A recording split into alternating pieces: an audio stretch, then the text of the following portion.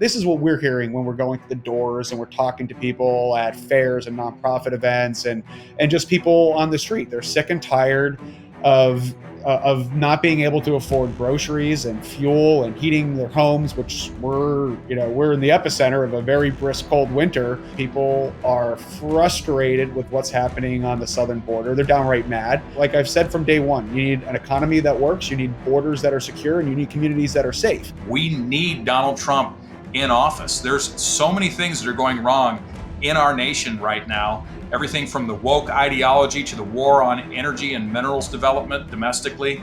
Alaska has a role to play in our nation. As we pivot these supply chains out of China and reestablish them in either friendshoring locations or domestic locations, Alaska needs to be more than just part of that conversation. We need to be central to that strategy. All right, guys, I hope you've had a great week. It's been a little short, hasn't it, because of the Labor Day? But that doesn't mean that we're ready to stop. No. We have an amazing, important, critical show headed your way as we sit here 60 days out and just 4 days from that debate. Oh, I'm so excited. I am so excited. And by the way, next week, we got that debate covered. Don't you worry. You don't even have to go anywhere else. We got it covered for you. All right, now, you guys know that we've been doing the path to 270 votes, okay, electoral votes. I love doing this, and I'm planning the next one now. I think probably I want to get past the debate, okay, because I want to make sure that we've got all the latest information and how the map may have changed. But check this out. There is a scenario where Kamala Harris gets all of the blue wall, Michigan, Pennsylvania, Wisconsin, but loses Nebraska's 2nd congressional district, and it's a 269-269 tie. Then what? Then it goes to the House of Representatives, and every state gets one vote. California gets one vote. Michigan gets one. Rhode Island gets one. Delaware gets one. Alaska gets one. And that's why today's episode is going to be critical. I've got 2 candidates coming on, both represented by Democrats currently in the House. So yes, it's important that there's a Republican House, but this district in Pennsylvania could be critical to Donald Trump winning back the White House if there is a 279 tie. I'm just telling you, you've got to stay tuned for this. I've got 2 amazing conversations coming up. Before I get to that, I want to tell you about something that has changed my life. I have started taking 2 products from Just Thrive. They're Just Calm and they're probiotic. And I'm telling you, it is a game changer. Why? Because all probiotics are not made the same. 99% of probiotics don't actually go through your stomach to the intestine where they're supposed to go. So why would you take something that actually doesn't get to where it's supposed to go and do what it's supposed to do? Right? That doesn't make a ton of sense. Just Thrive's probiotic gets to where it needs to go, and it helps not just with a healthy gut. And think about this, 70 to 80% of Americans have an unhealthy gut. That's not just a bad stomach, right? That's indigestion, bloating, diarrhea, a lot of bad stuff that I don't want to talk about. Just Thrive's probiotic helps you get a healthy gut that improves your mood, skin, so much as it hangs on a healthy gut. That conversation I had with Tina Anderson a couple weeks ago, go watch it if you want to hear more about that.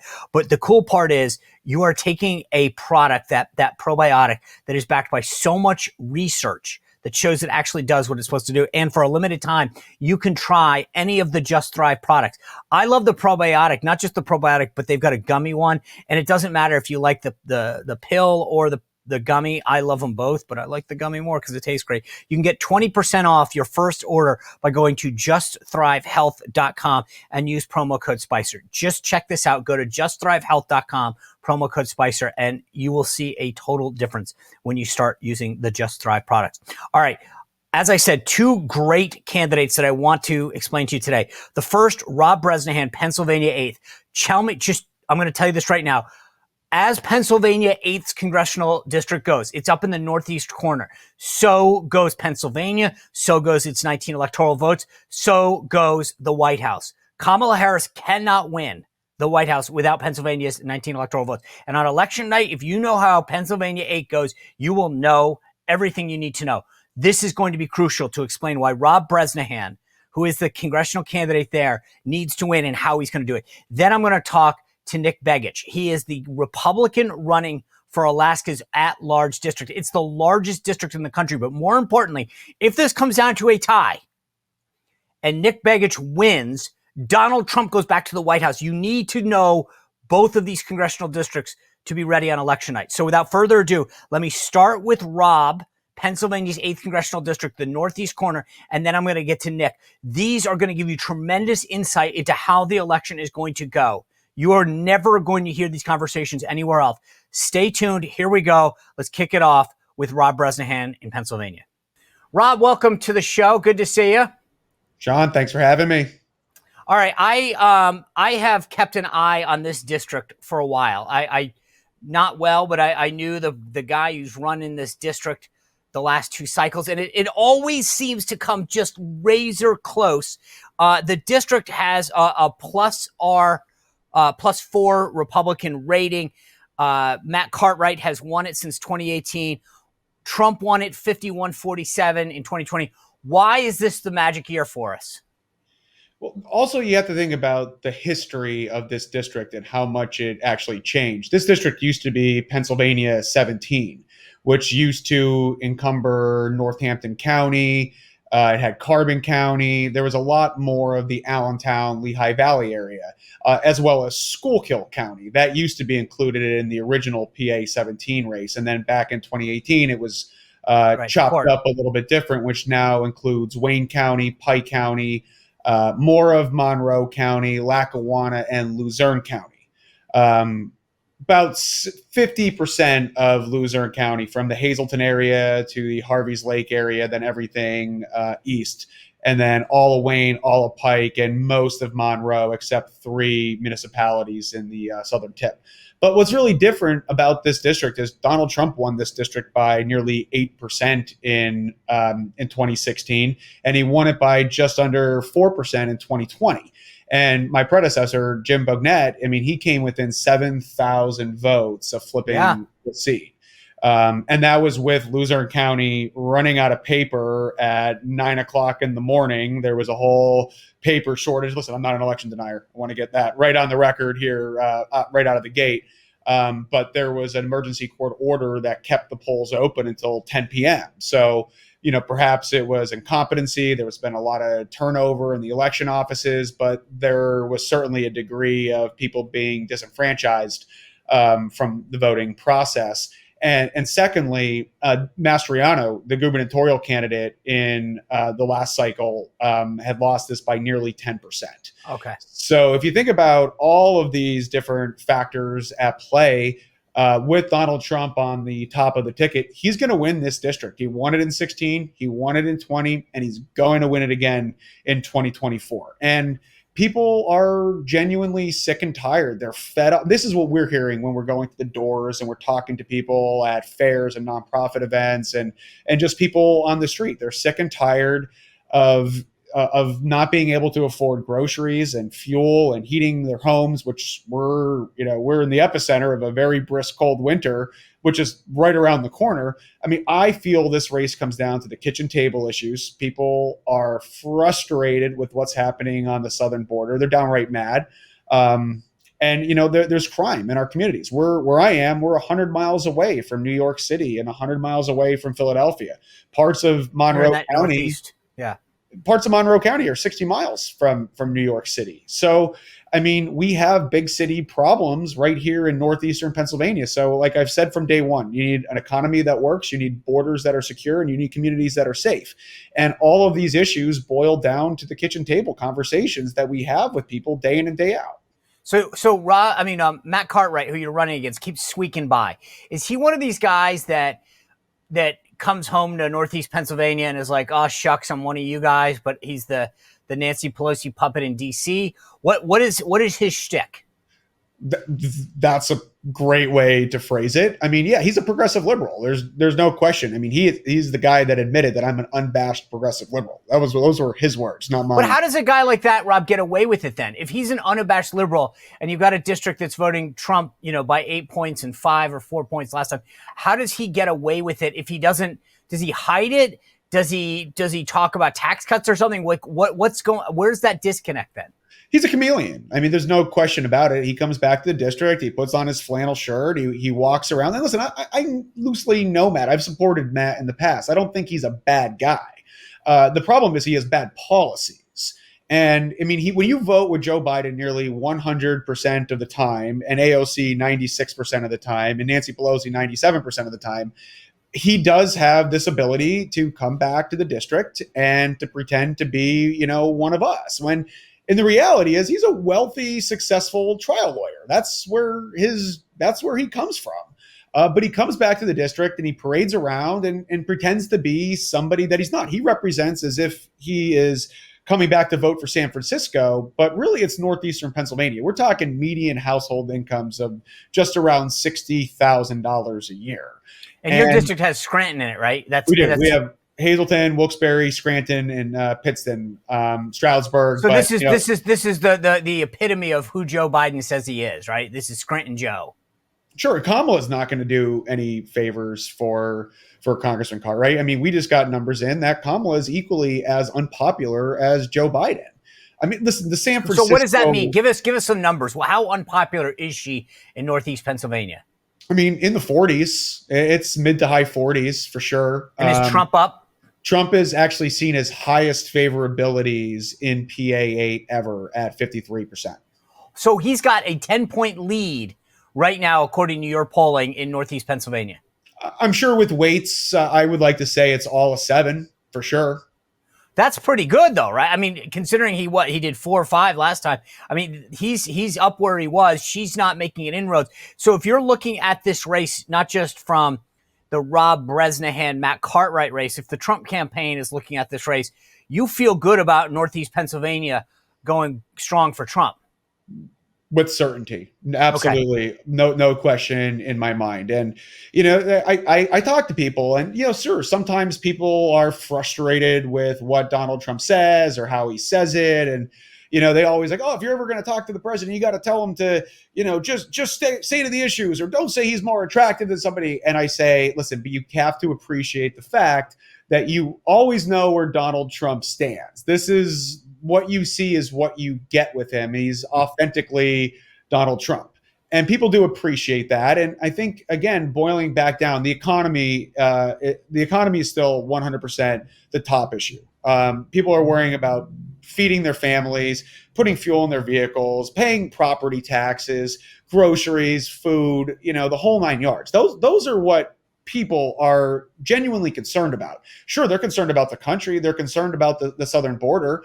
And what I feel like when you talk about the southern border, people are just mad that they've worked their entire life. They've paid into the system. They've done what they were supposed to do. They took care of their families. They worked really hard. And to see every illegal migrant being better taken care of than our own veterans and our own Americans, it's extremely frustrating and makes people irate. So what changed, if anything? You mentioned Kamala's numbers in the 40s. When Joe Biden, I mean, was he popular because he was Scranton Joe? Like, is that one conclave of Pennsylvania where we knew he was too old, but we loved the fact that he was Scranton Joe?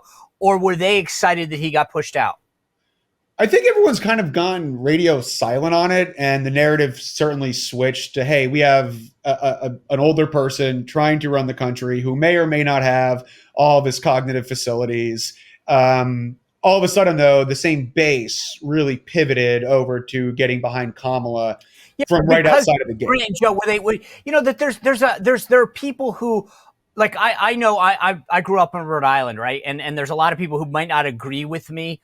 In fact, a lot in Rhode Island, but they're proud of like someone from Rhode Island making it, right? And I always get the sense that, at least the way that Biden portrays this, they're proud of Scranton Joe for making it. Is there a sense of like, hey, he's one of us, or did that go out the window because of his cognitive abilities?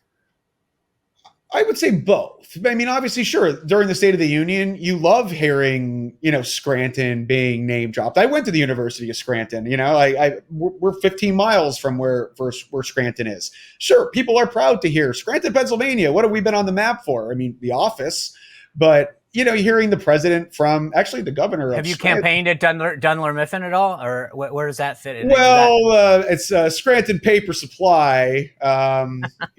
Ironically, coming from Luzerne County and their paper shortages, with Dunder Mifflin right down the road, you think you can rectify that pretty quickly. But listen, obviously Joe Biden was the president, and Congressman Cartwright is your member of Congress, and look at the situation that we're in.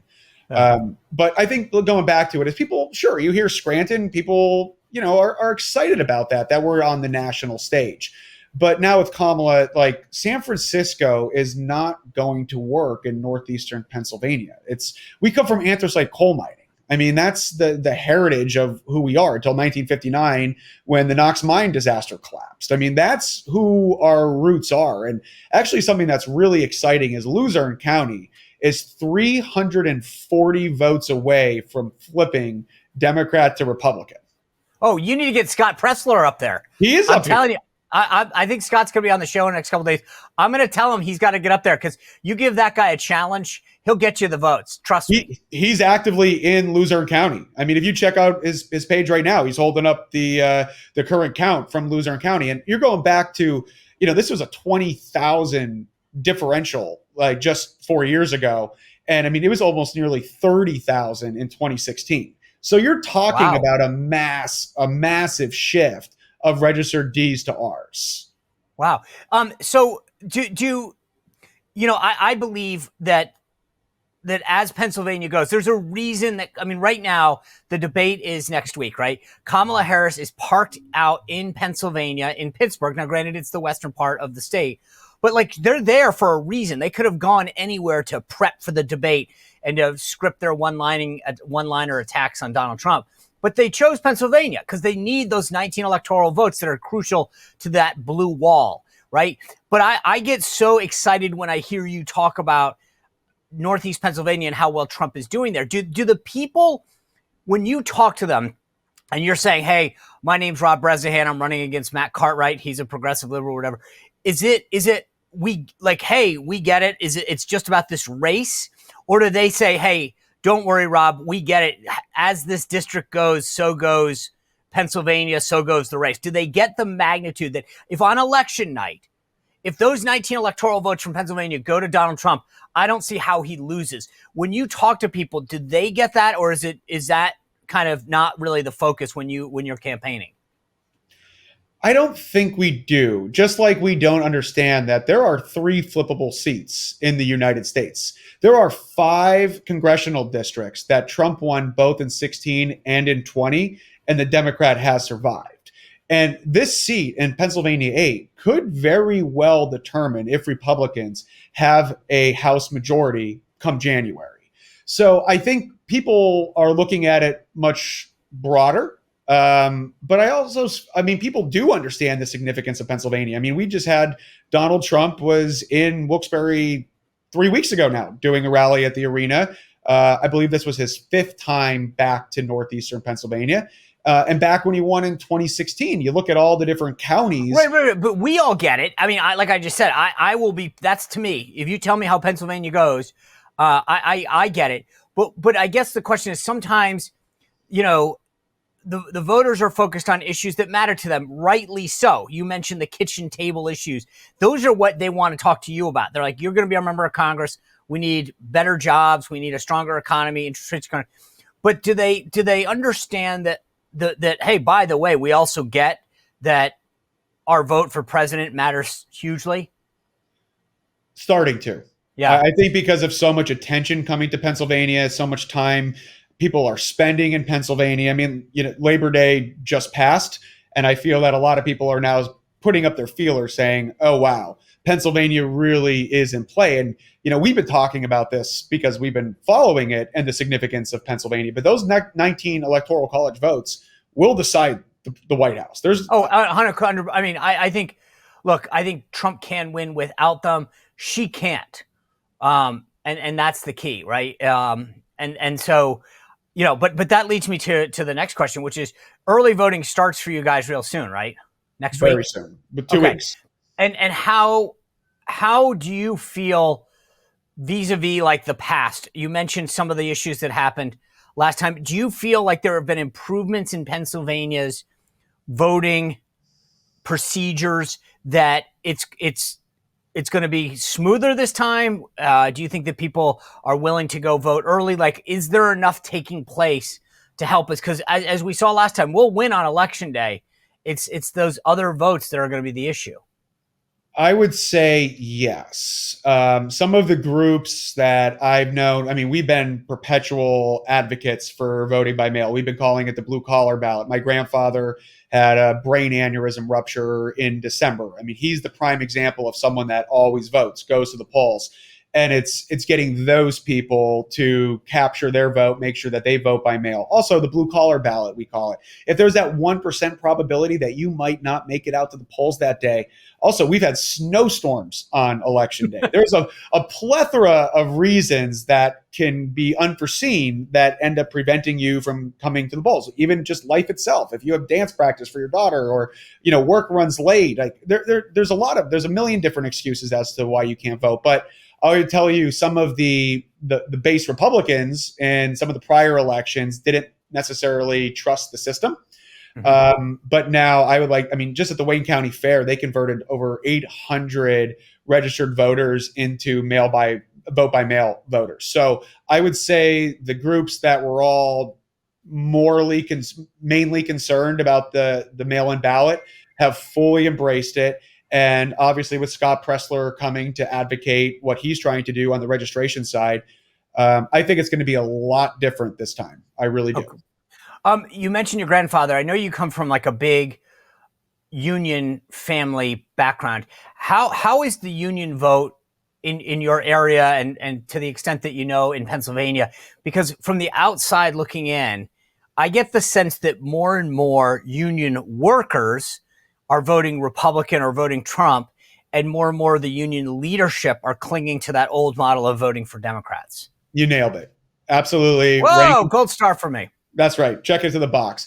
Absolutely. I mean, the rank and file guys, they want jobs. They want economic opportunity. They want to work in the energy sectors.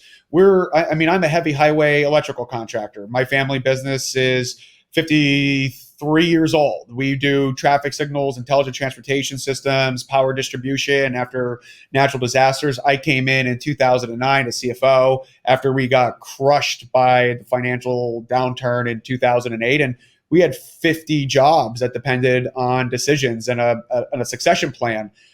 We've grown to 150 people. We worked in 16 or 17 different states. And I mean, I actually have some of the IBW linemen had offered and volunteered to be in our campaign commercials. So I thought, and they actually reached out to the campaign team directly and insisted that they came and spoke, because they know what we've done for our families. And people say jobs, jobs, jobs. But sure, I mean, it's apprenticeship programs. It's the ability to earn while you learn. And obviously having a family sustaining career with benefits, which is what Northeastern Pennsylvania has been born and bred on. Just out of curiosity, because this has always been we've always talked about 4-year college.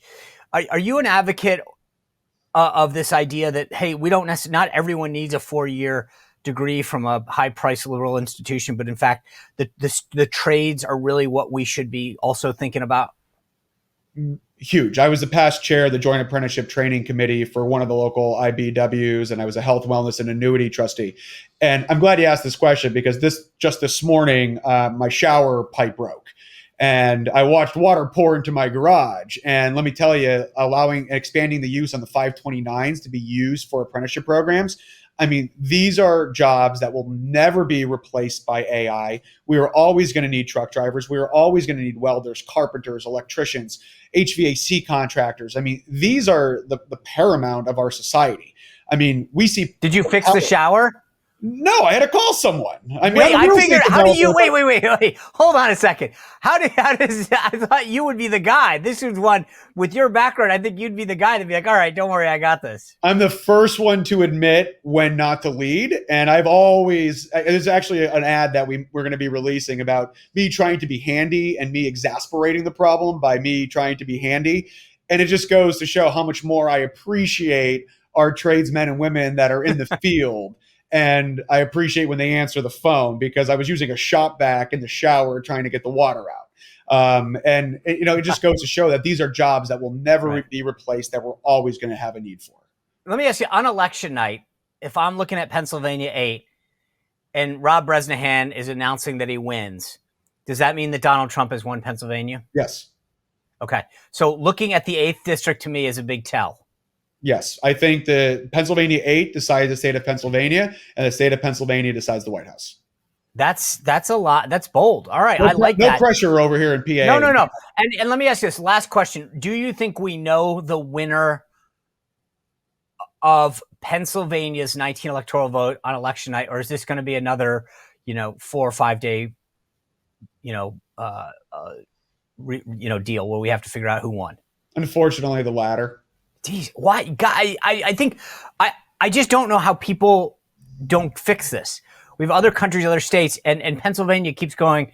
We're going to put out a tweet saying it's going to take days. I just don't understand how the folks in Pennsylvania don't demand better from Governor Shapiro, et cetera. We have a state rep race that still hasn't been decided since the primary, and it's over 5 votes. What? Yes. What's the hard part? There's some challenges, whether envelopes, outer seals were dated. Is it constitutionally viable to argue? Oh, my gosh. Talk about every vote matter. I mean, every vote matters. It's 5 votes. That's insane. I get it. I mean, hey, it could be 2. Remember Florida, 2,286. So every vote does count. Rob, I hope you don't have to worry about that. I wish you the best in the final 60 days. Please, we will definitely keep an eye on your race now. Pennsylvania 8 on election night will be one that we're looking for, and we'll hope we put you over the top and see you in Washington. Sean, thanks for having me on. All right, man. Thank you. See ya. All right.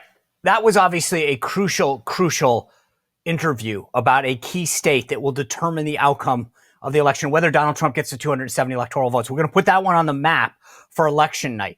But there's another seat that I talked about at the beginning, this seat in Alaska that should be a Republican pickup. That's great. That helps us keep the House. But more importantly, if it comes down to a tie, this could be instrumental.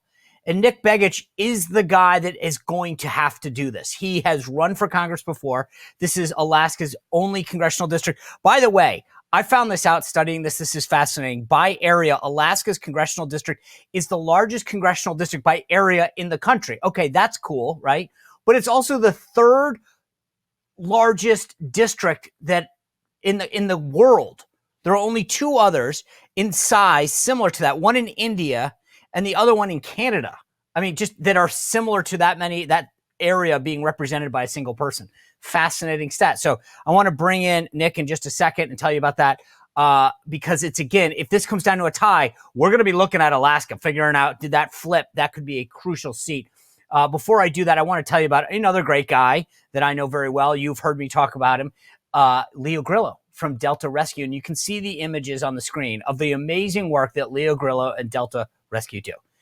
Now, if you're an animal lover, if you've rescued cats, dogs, horses, birds, whatever it is, you'll appreciate all the work of Delta Rescue. I mean, it's unbelievable what he has been able to accomplish at Delta Rescue. I've had a conversation with him. What makes it so cool is it's a no-kill sanctuary for life, not a shelter, not somewhere that are looking to rehome these animals. No, they give them the nutritional and the veterinarian care they need for life. This isn't cheap, though. It's not free. And Leo's help can only go so far. He needs our help. Go to deltarescue.org. See what you can do to help Leo fulfill this mission. But more importantly, when you go to deltarescue.org, you'll see a tab at the top. It says estate planning. If we want the help like this to go on, and we all, I think, agree that Leo can do this a heck of a lot better than any government institution ever could or would. So let's think about, if you're an animal lover, making Delta Rescue part of our estate. Go to that estate planning kit, download it, think about it, pray about it, consider it. I really appreciate you taking the time to go to deltarescue.org. Just check it out. Look at the videos, look at the work that they're doing, and download that kit, and then just pray on it and consider it. Thank you for your consideration. All right.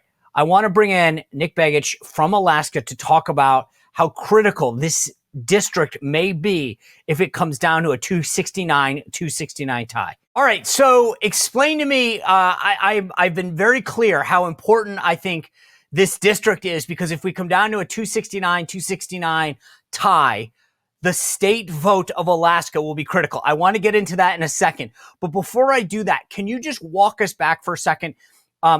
There was a lot of questions, I think, for people who live in the lower 48 about what happened in 2022. Why? What was the issue that allowed Mary Peltola to get into office?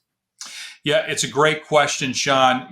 At the end of the day, we've got a very strange ranked choice voting system in effect in Alaska, and our late Congressman Don Young, Yep. passed away during the campaign. And when he did, it accelerated the implementation of Alaska's first use of ranked choice. And it encouraged a lot of people to get in the race. In fact, at one point, we had 50 people in the race to replace our late congressman. And so folks from all over the political spectrum jumped into the race. It was a bit of a free-for-all in a very abbreviated special election. And Mary Peltola, someone that had not been involved in the political scene in Alaska in quite some time, was able to raise some money, push other Democrats out of the race and other left-leaning independents, and sort of consolidate support on her side of the aisle, and was able to sort of slip through during that special election. Okay, but the way it works, and again, I don't deal with ranked choice voting often, is that there's a runoff, but then was it just that Republicans weren't in agreement? Is that that we weren't unified after that sort of, that you guys keep dropping people off when it came down to the final race? Was there just a lack of unification? That's part of it, Sean. What studies have shown, and we've seen this following both the special election and the regular election in 2022, both of which used ranked choice voting in Alaska. We went back and looked and said, well, how many people actually ranked a second choice? And it turns out, whether it's Democrats or independents or Republicans, about 29% of folks don't rank beyond their first choice. Because they're not used to it, right? Absolutely. They're not used to it. But we see, even in jurisdictions where ranked choice has been employed for some period of time, they also don't rank. And so there's a segment of the population, no matter how much education is put out there, hey, you make sure you rank, you fill out your ballot completely. There's a lot of folks that say, no, I don't believe in that. It's one and done for me, one person, one vote. And once you sort of bump up against that 29, 30% number, it's very difficult to get those folks to rank. And so what we've done this time, and I made this pledge when I got into the race in 2023 for the 2024 election, I said, look, we have to learn from what happened in 2022. What worked for the Democrats was to consolidate support from the very beginning. And so I made the pledge at the beginning of this cycle saying, look, if I don't finish ahead of another Republican, I will withdraw from the race rather than advance into the general election. Now, for those who aren't aware, we have a top 4 primary. So the top 4 vote getters in our primary advance, regardless of party, to the general election. And so what happens is, if you get multiple Republicans, and plus the fact that you've got 29, 30% of people that are not going to rank someone else, those ballots drop off. If their first place choice doesn't make it to a subsequent round of counting, their ballot stops counting entirely. And because of that, you have this incredibly shrinking universe of remaining conservative voters available to beat the Democrat. And so, recognizing what happened in 2022, I made that pledge in 2024 so we could avoid the mistakes of the past and get this all-important seat back. Yeah, it was interesting. I want to talk about that, because going into this time, you were very out front. Hey, if I don't win, we got to consolidate. We got to be unified, and because I want to win, right? Your primary Republican opponent, the lieutenant governor out there, didn't make that pledge. She was backed by she was backed by President Trump, I think Speaker Mike Johnson, if I'm not correct. And you end up beating them all, right? So first of all, let's just start with that. What was it that you did that, you overcame all that? Why? What was it that, you've got a lot of conservative credentials. You've worked for the Club for Growth. Like, what was it that made your race better than somebody who had all the backing that she did? Alaska is a really interesting state. And let me just start by saying much respect to the lieutenant governor, who ultimately did choose to get out of the race. A very magnanimous decision on her part, putting the people of Alaska first, as she has always done in her career.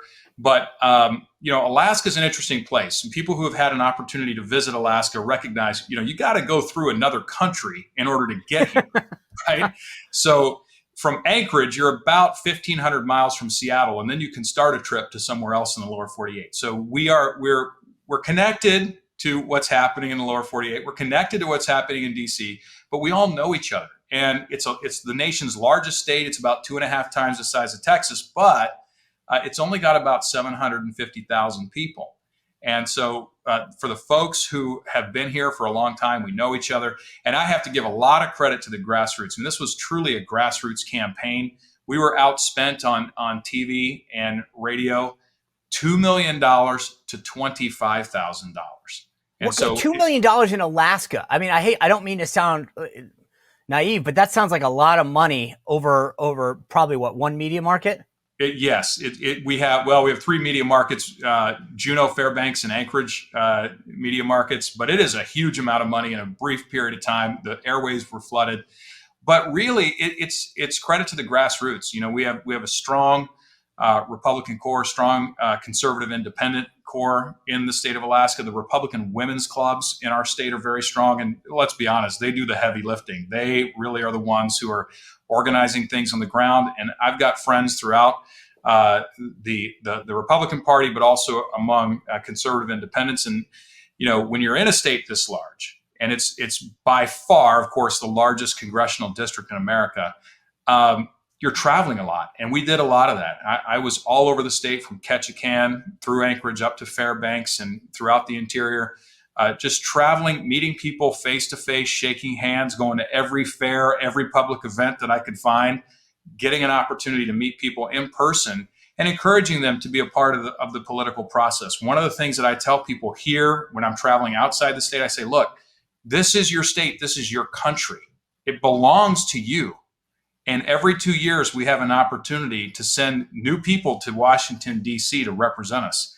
If we don't participate in that process, you're letting somebody else decide your future. Yeah. And that's a message that people understand immediately. It resonates. And I think that was a big part of the reason we were able to do as well as we did in the All right, well, let me ask you about a message that I'm intrigued by.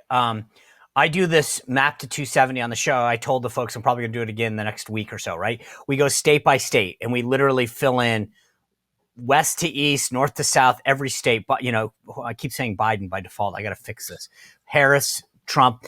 I can come up with a scenario, and I think for real that if Harris were to take that whole blue wall, Pennsylvania, Wisconsin, Michigan, but lose Nebraska's 2nd congressional district, I can get you to a 269 tie.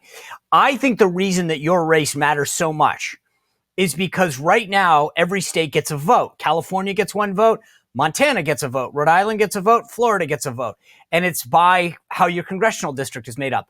You would be the congressional district, right? And so it's a big deal. Right now, Nebraska's vote would go for Kamala Harris. Alaska's vote would go for Kamala Harris.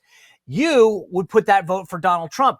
That's right. People, when you talk to them, and is that ever something that comes up? Or is it like, hey, we care about water rights and mineral rights and federal grants, et cetera? I mean, does that ever come up? Or is that just guys like me that are political dorks? Well, it does come up from time to time. It hasn't been a major issue in the campaign to date, but I think perhaps as we get closer to November 5th, it's going to elevate in its importance, and certainly it is important. Alaska's a red state. We voted for Donald Trump by around 10 points in 2020. I would imagine that we're going to do the same or even more in 2024. And so we're a red state. We shouldn't be represented by a leftist Democrat as we are today. And so at the end of the day, us being represented in a vote like that, a 269 tie, will be crucial for ensuring that Donald Trump returns to the presidency and helps make this country great again. And that is one of the many reasons why this race is very important, not just to Alaskans, but to people across the country. If you care about getting Donald Trump elected, you should care about the Alaska congressional race. And I'm telling you, that's why I've been talking this up. I think that this is the race that if you pull this off on election night, which I think you will, just to be clear, that it's an insurance policy that if this goes to the House, that your vote goes for Trump, right? I cannot stress enough that you're absolutely, this is a key race for that reason. Donald Trump could be president again because of your vote, and Alaska could put him over the top. That's absolutely true, and it's absolutely critical. Alaska brings a lot to the table. We've not had an opportunity to bring this to the table in the future, but I'm 100%. Hopefully we won't need it. Hopefully not. Hopefully it's a large margin of victory, right, in the Electoral College for President Trump. But I've been a strong supporter of President Trump since his initial run in 2016. I was proud to go to his inauguration in 2017 and be among those who were celebrating his beginning presidency. And look, I think that we need him. We need Donald Trump in office. There's so many things that are going wrong in our nation right now. Everything from the woke ideology to the war on energy and minerals development domestically. Alaska has a role to play in our nation as we pivot these supply chains out of China and reestablish them in either friendshoring locations or domestic locations. Alaska needs to be more than just part of that conversation. We need to be central to that strategy. And Alaska he always talks about this. Whenever I'm with, he loves to tell the Anwar story about how important that is to drilling, but important to Alaska. And he loves to talk about the fact that he got it done. You're absolutely right. He did. He got it done. That's something that our delegation, our congressional delegation, had been working on for more than 40 years. And President Trump was able to get that done. The 2017 Tax Cuts and Jobs Act, we were able to ensure that there were 2 lease sales in the 1002 area of Anwar. Tremendous oil and gas potential there and in the National Petroleum Reserve, Alaska, NPRA as we call it. There are more estimated undiscovered oil and gas deposits in Alaska than any other state in the country. Does your opponent, where does she come down on this? Very mixed record. Some days she'll be for it, other days she'll be against it. She's missed crucial votes in the House. Honestly, she was quoted in the Anchorage Daily News up here as saying that she had to use the restroom during a crucial vote. She thought the votes were over. She's coming up with a lot of excuses for why she hasn't supported Alaska mineral development. In fact, Representative Pete Stauber, he's a representative out of Minnesota, put forward a bill called the Alaska's Right to Produce Act that would push back against so many of these Biden executive orders targeting our state. She supported it in committee. When it hit the House floor, she sent a dear colleague letter to all of her Democrat colleagues, actually urging them to vote no on her own co-sponsored bill. And when it came up for a vote, she didn't vote yes, and she actually didn't vote no. She voted present. What? That is so weak. Unbelievable, gutless First of all, move. I got to say, Nick, I've been in politics for 30 years. I've never heard anyone use, I was in the bathroom. I've heard a lot of crazy, like I didn't vote because, but I was in the bathroom. It's a 17-minute vote that usually gets held open. I don't even want to go there with asking, what the heck were you doing for that long? But I mean, that is so weak. It's terrible. And this is, look, at the end of the day, she's on the wrong side of the aisle. She's trying to represent a resource state, and Alaska is America's greatest resource state. But she's a Democrat at the end of the day, and the Democrats are only going to let her go so far. If we want to unlock the true potential of Alaska for the benefit of the people of my state and our entire nation, we need a Republican in office. I'm the one Republican standing in this race, and I'm looking forward to the opportunity to represent our state down in D.C. When I look at the statistics of Alaska, it says that 57% are unaffiliated. Are these conservatives that just don't want to be Republicans, or are they truly like independents? The misnomer is that typically Republicans represent the right, Democrats represent the left, and independents are people in the middle. But in Alaska, the truth of the matter is we have a lot of folks who are more conservative than the average Republican, and they identify as independents. And so you really got to look at political ideology, self-described conservative, moderate, and progressive, in order to figure out really where is the political center of gravity in Alaska. And I think that the best way to sort of measure that right now is where has the Trump vote gone?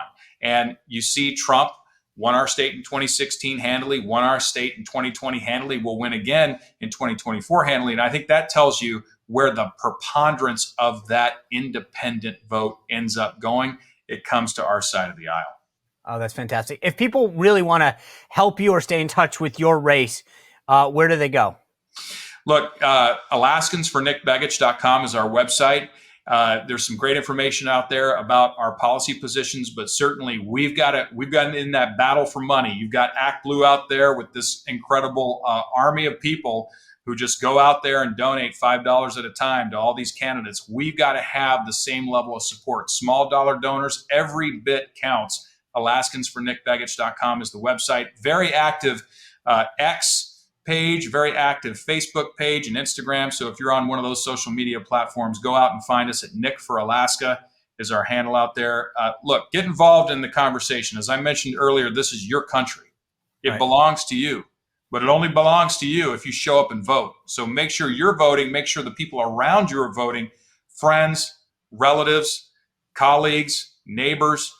Get the word out, right? Because the political figures that are out here, people who are doing what I'm doing, are making the case to Americans, to people in our congressional districts. But we're relying on the people who are listening to this broadcast and others to go out and do that grassroots work that's going to make sure that we come out victorious in November.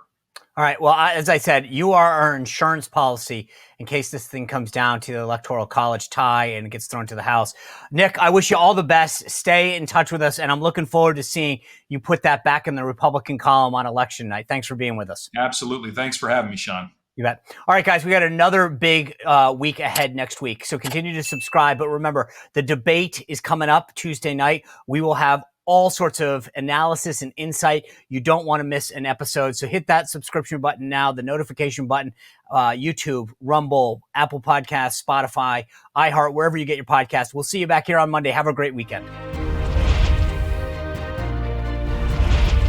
Well, if you enjoyed this content, make sure to like this video, subscribe, and click the notification bell to get more.